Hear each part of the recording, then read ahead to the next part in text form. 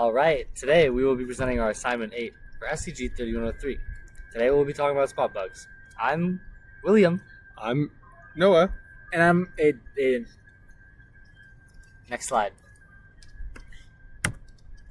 So, what is static analysis and how does spot bugs help us? Well, thank you, William. That's a great question, Will. Static analysis is the process Of examining code without executing it. Typically to find bugs, enforce coding standards, or identify security vulnerabilities. It uses tools to analyze source code, bytecode, or binaries to detect issues early in the development cycle. In this case, we'll be using spot bugs to perform static analysis. Spot bugs help by automatically detecting potential bugs and code quality issues in Java programs through static analysis, allowing developers to fix problems early without having to execute code. Well said, guys. So this is a screenshot of our buggy code base. I'll save you the time of going through it all, but there's some calculator functions, calc for short, and then there's a bunch of risky and error-prone methods as shown below. So here's a screenshot of a couple. Just to run through risky method, the beginning, there's a null pointer dereference, boxing has unnecessary boxing, there's division by 0 and just dead code. This one here, it gets the output and just doesn't do anything with the return value.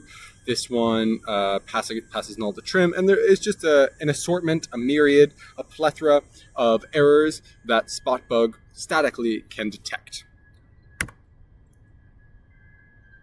So this is the output upon running Spotbugs on that code base. So you can see there is 8 errors here. That's what that 8 means. It's for the errors.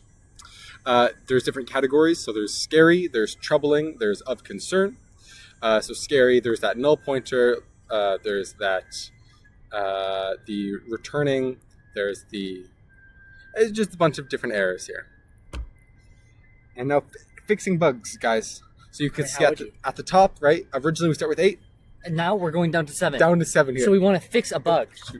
So yeah, so the bug that we're going to be fixing here is that null pointer dereference of question mark in spotbugs.calculator.risky method scary high confidence, right?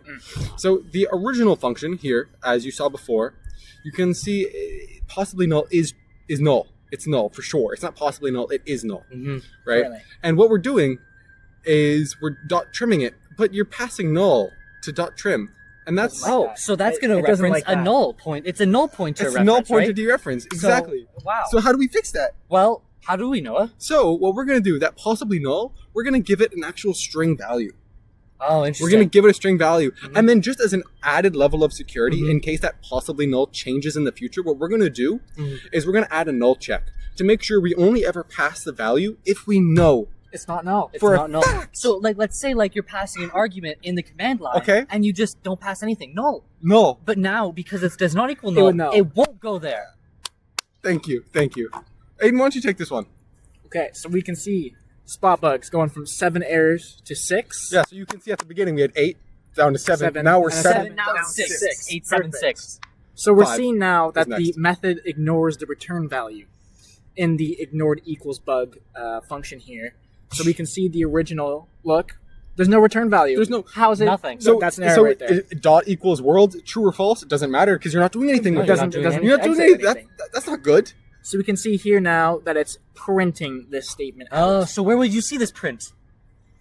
In the command line. Nice. Exactly. Nice. Yeah, that's good. So that fixes the error, does it, Aiden? Bug. Yeah. Wow, that's beautiful. Awesome.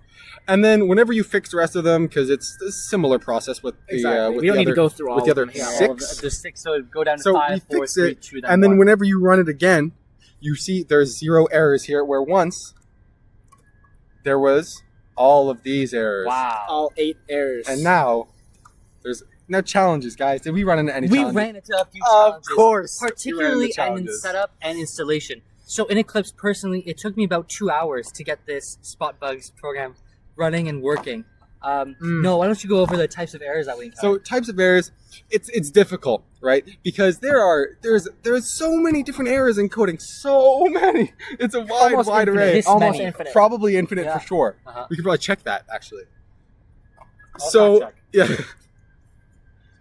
So these types of errors, say for example, it doesn't pick up a lot of the more common ones, and those kind of null pointer dereference, they're great, but some other quality of life things like an unused variable, stuff like that, it doesn't check. So yes, it is improving your code base, but not well. There's no definitive amount of errors. Okay. After you, Aiden. Next. Perfect. Well, where would you even find these errors? What I mean? Like, it's hard to find them.